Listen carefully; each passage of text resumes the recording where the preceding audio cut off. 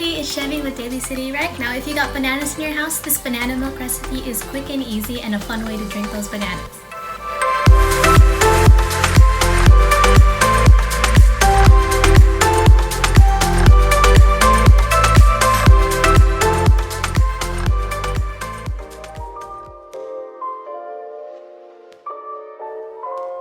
Put the bananas into a pan. Now start mashing the bananas and keep doing it till they're nice and soft. Bring the banana over to the stove. Put the fire on medium and add 3 tablespoons of sugar.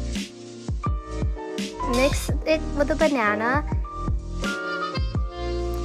Set the fire to medium-low and let it sit for 15 minutes. Stir occasionally.